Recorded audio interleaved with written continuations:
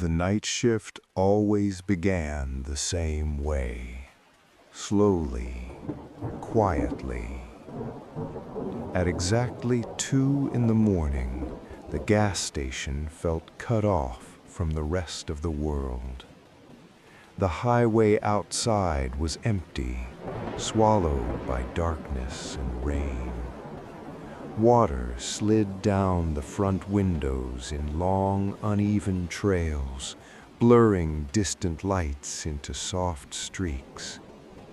Inside, the air was cold, not freezing, just constantly cold, the kind of cold that never really leaves your skin.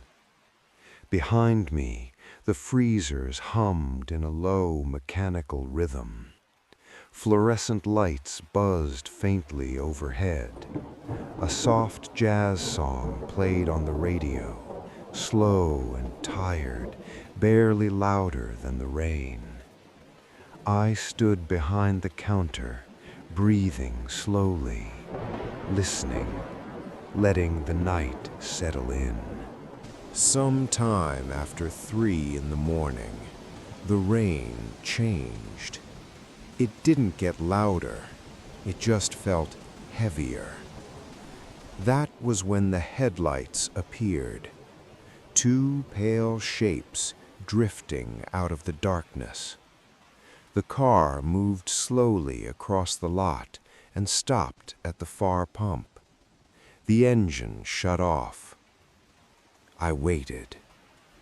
The door didn't open. Minutes passed. The jazz station changed songs. The car stayed exactly where it was. Still, silent, waiting. Time stretched in strange ways after that. The clock said 3:15, then 3:20, then 3:25. The car never moved. Rain traced familiar paths down the glass. The pump light flickered, briefly revealing the windshield, then hiding it again.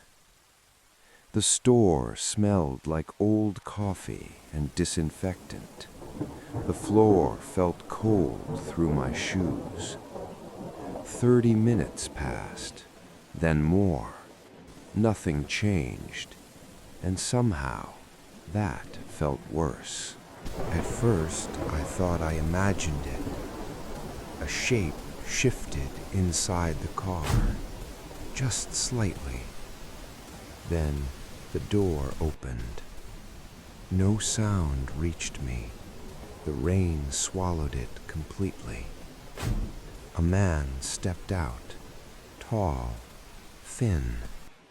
He stood in the rain without moving, letting the water soak into his clothes.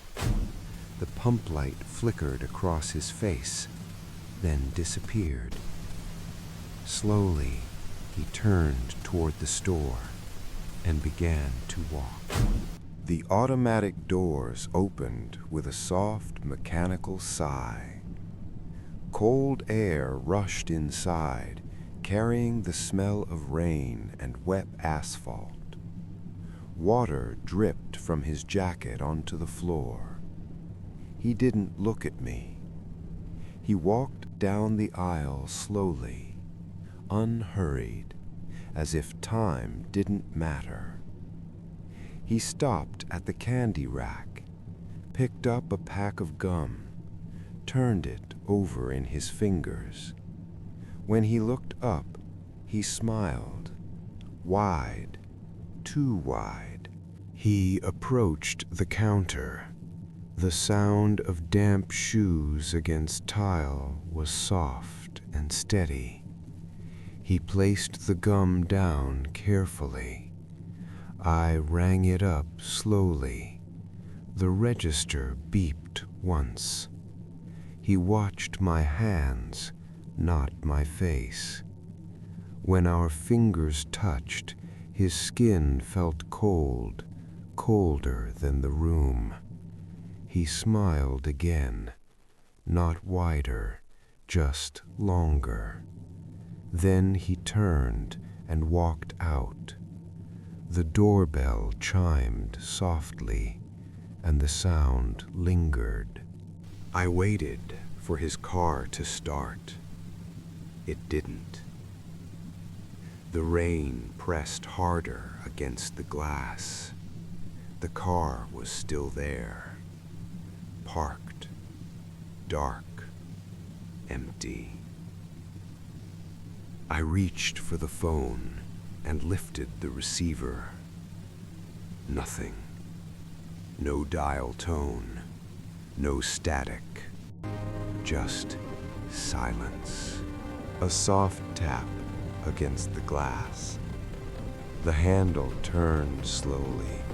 Metal clicked. I locked the door. He leaned close to the glass, his hands pressed flat against it. Rain distorted his face, but I recognized the smile. Wide, unmoving.